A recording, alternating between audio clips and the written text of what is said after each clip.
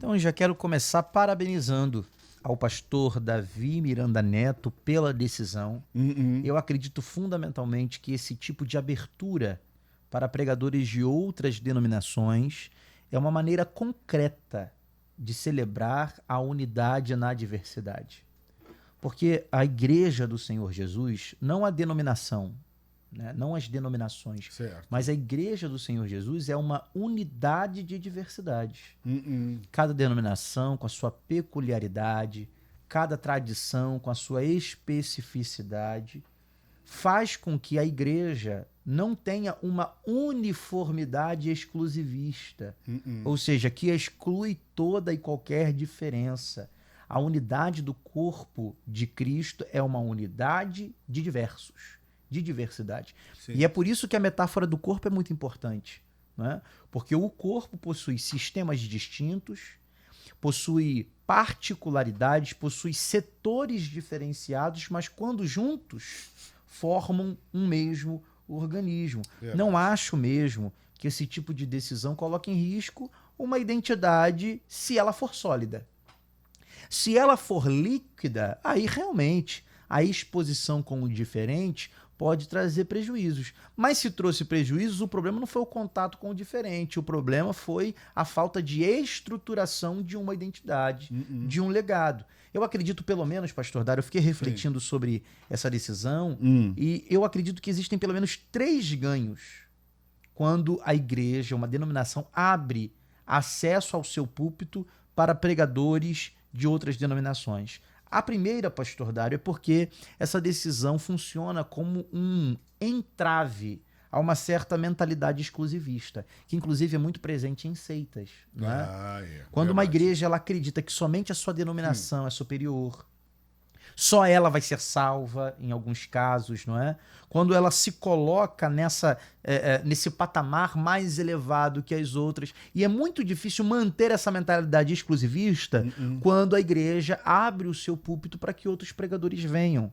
Porque aí o próprio indivíduo que possui essa mentalidade começa a perceber que talvez em outra denominação esteja sendo formado obreiros que têm, por exemplo, uma capacidade que ele não tem, possui uma profundidade que ele não tem. Então, cadê essa superioridade?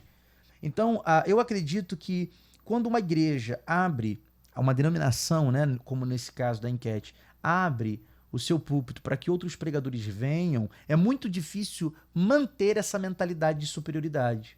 Porque como é que eu vou me achar superior se hoje quem me edifica é um pastor de outra denominação? Se no culto de hoje quem me edifica é um pregador de outra tradição denominacional? Então eu acredito que o primeiro ganho dessa abertura é combater essa mentalidade de seita, essa mentalidade exclusivista que pode acontecer em qualquer denominação. Não estou falando da denominação em específico que estamos analisando aqui, mas quando a gente é muito fechado, quando uma tradição religiosa se fecha muito, a consequência é ela começar a se achar superior. É.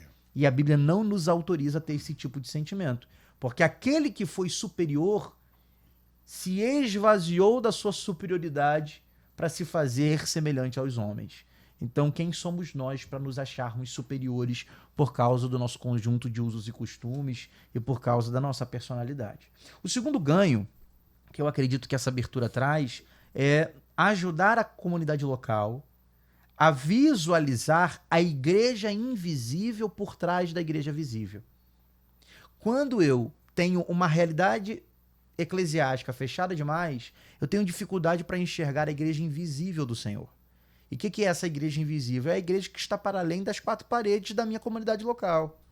Então, quando eu recebo alguém de fora e percebo, não é, o dom do Espírito que está sobre aquela vida, eu percebo, nossa, a igreja não se esgota para fora das portas da minha igreja. Existe igreja fora daqui, porque a igreja visível não esgota a igreja invisível. O corpo visível de Cristo, que é a nossa comunidade local, não esgota o corpo místico de Cristo. Então, essa abertura ajuda a igreja, o membro da igreja, a visualizar a igreja invisível por trás da igreja visível. E por fim, pastor Dário, um terceiro ganho que eu acho muito importante é que isso ajuda a igreja local a perceber o que Deus está fazendo em outras geografias, Sim, em outras tradições confessionais. muito importante. A gente pode descobrir na vida daquele irmão que a gente está recebendo o quanto que Deus está fazendo e realizando em outras comunidades. Né? Quem nunca recebeu um pregador de fora em uma igreja, e aí naquele momento de mesa, né, ele compartilha, olha, Deus tem feito tal coisa lá na igreja. E aí isso faz com que o pastor local diga, poxa, então Deus pode fazer aqui também. Se está fazendo lá, está fazendo aqui. Mas quando a igreja ela se fecha faz da denominação uma gaiola, que a grande verdade é essa. Muitos estão transformando a sua denominação em uma gaiola. Né? Só é possível ser crente lá dentro, só é possível ser usado por Deus lá dentro. Isso não tem nada de espiritualidade bíblica cristã. Esse tipo de espiritualidade Jesus condenaria. Vamos lembrar daquele episódio em que os discípulos tentaram parar outros que, pelo nome de Jesus, estavam curando enfermos, estavam anunciando o nome de Jesus, fazendo o que faziam em nome de Jesus, e os discípulos indignados. Mas eles não estão aqui, eles não são da nossa denominação, eles não têm a nossa carteirinha. Como assim?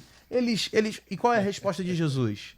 Se não for contra nós, é por nós. Então Jesus não aprovaria essa transformação da denominação em uma gaiola, onde quem está fora da denominação não pode ser uma bênção dentro da denominação.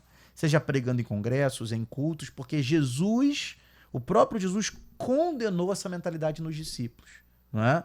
Então, eu só faria uma última ponderação.